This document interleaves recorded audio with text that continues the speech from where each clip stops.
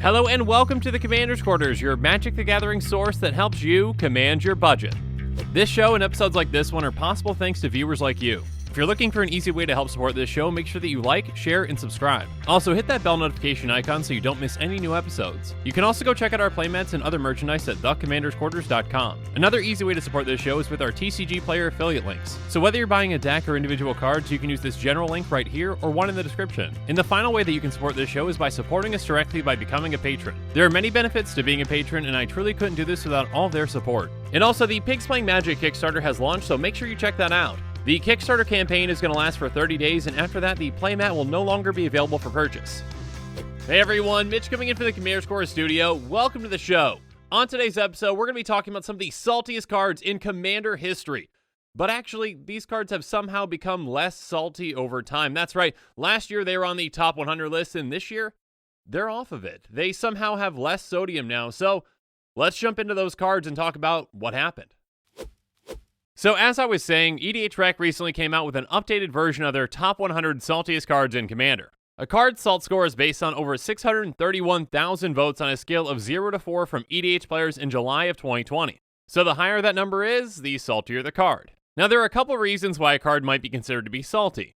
It might be overpowered, or it might be seen as unfair, or just rubs a player the wrong way.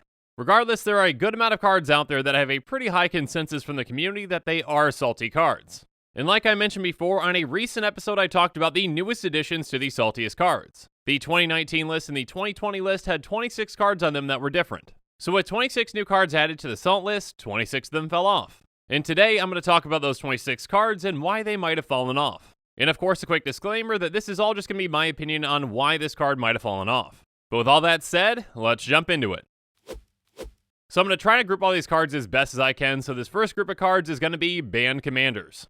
Leovold and Iona have incredibly high salt scores, and Griselbrand has a pretty high salt score itself. In fact, in 2019, Leovold was the 4th saltiest card, and Iona was the 5th saltiest card. So how in the world did they drop off? Well, to put it simply, they're banned. Leovold essentially makes the game miserable for other players by saying that each opponent can't draw more than one card each turn, so if you wheel, goodbye hand. And Iona, although I might disagree with the ban, can shut out players that they're playing a certain color.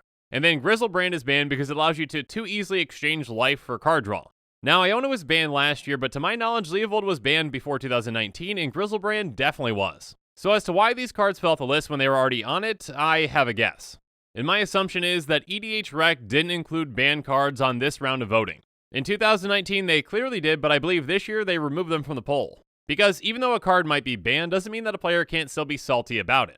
If your friend had a really annoying Leovold deck, you're probably still going to hate Leovold even though you don't see it anymore. But because these cards are banned and players don't see them anymore, it kind of defeats the purpose of having them in the salt list. If the salt list is trying to tell players which cards are currently salty in the format, having a banned card on there kind of doesn't make sense. So again, my assumption is that whether they were banned last year or before, they were removed from this poll. And therefore, they're not going to show up on the salt list. One thing I do want to note is that the lowest salt score this year for the top 100 salt list is 1.68. So outside of these banned cards, keep in mind how far a card actually had to drop to actually get off the top 100. But anyways, let's move on to some more banned cards with Prophet of Kruphix and Paradox Engine. Prophet of Kruphix had a salt score of 2.65 and Paradox Engine had one of 2.63. Prophet of Kruphix makes players salty because it essentially lets you play on each other player's turn, giving you basically 3 extra turns. And Paradox Engine is just a huge combo enabler that can lead to some really long turns. Paradox Engine was banned last year and Prophet was banned well before that, so they're both off the list. So let's move on to and move through some other banned cards really quickly with Worldfire, Upheaval, and Ancestral Recall. Worldfire has a salt score of 2.62, and what it does is it basically exiles everything, hands, graveyards, permanents, and then makes everyone's life total become 1, so have fun winning from there. Upheaval has a salt score of 2.28, and it's basically going to bounce everything back to everyone's hands, yes, including lands. And then Ancestral Recall has a salt score of 2.22, it's going to make one player draw 3 cards for a blue at instant speed. That's right. Blue mana, instant speed, draw 3 cards. Yeah, that's way too efficient. Anyways, these 3 cards have been banned for quite some time, so yeah, they're removed from the list. I promise that this is the last 3 that are on this list because they're banned with Sundering Titan, Invoke Prejudice, and Primeval Titan. Sundering Titan had a salt score of 2.01 because it blew up lands on ETB and LTB. Invoke Prejudice was banned for having racist and offensive art. And Primeval Titan had a salt score of 1.98 and was banned because it's a game warping and extremely powerful card. Regardless, these 3 were banned so they dropped off the salt list. Now for some non-banned cards, let's start off with Time Warp, Seedborn Muse, and Temporal Manipulation. Time Warp had a salt score of 2.10, and it says target player takes an extra turn after this one. Temporal Manipulation essentially does the exact same thing, except it's not targeted. Both salt scores were similar at 2.10 and 2.0. And then Seedborn Muse has a salt score of 2.02, and it says untap all permanents you control during each other player's untap step. So this essentially gives you extra turns on each of your opponent's turns. Many players don't like it when other players get extra turns. But that being said, there are saltier cards out there like Expropriate that can give you even more extra turns and do even more obnoxious things. Because of the prevalence of those cards and maybe other cards that came on the list that do other salty things, these could have dropped off. And the amount that these dropped in salt score is actually pretty significant. Again, keep in mind that the lowest salt score on the top 100 list for 2020 was 1.68.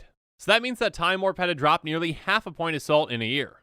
But now let's move on to some cards that make players salty for another reason with Death Cloud and Price of Glory. Each of these gets rid of lands, and many Commander players don't like that. Death Cloud has a salt score of 2.16, and it says each player loses X life, discards X cards, sacrifices X creatures, then sacrifices X lands. So basically, pretty much get rid of everything, and it kind of resets the game. And then Price of Glory had a salt score of 2.01, and it says whenever a player taps a land for mana during another player's turn, destroy that land. Now, I'm actually wondering if between 2019 and 2020, land destruction has become less of an issue or something that makes people less salty. Maybe players are playing less land destruction cards, so they're not seeing them as much and becoming less salty about those. A big example of this is that in 2019, Armageddon had a salt score of 3.07, making it the second saltiest card. In 2020, Armageddon is down to 2.55, and it's the 10th saltiest card. That's a huge drop, so again, are players just getting used to land destruction, or are players playing less land destruction cards? Regardless, both Death Cloud and Price of Glory have dropped off the list. But now let's move on to some Hate Bear and Stax type effects with Linvala, Torpor Orb, and Storage Matrix. Linvala says activated abilities of creatures your opponents control can't be activated, and she had a salt score of 2. Torpor Orb also had a salt score of 2, and it says creatures entering the battlefield don't cause abilities to trigger. So each of these can essentially prevent players from doing what their deck wants to do. And then Storage Matrix had a salt score of 1.97, and it says, as long as Storage Matrix is untapped, each player chooses artifact, creature, or land during their untapped step. That player can untap only permanents of the chosen type this step. So this is a Stax effect that can be one-sided.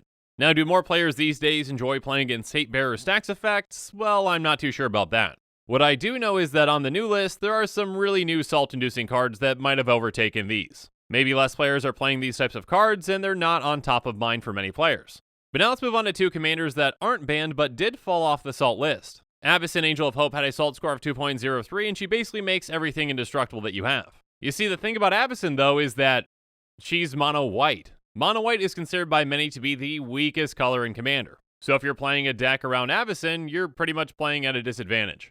So if you win with Avacyn, I say good for you, even if you blow up everything. And then Aloro Ageless Ascetic had a salt score of 1.96. Basically, Aloro just gains you life without doing anything.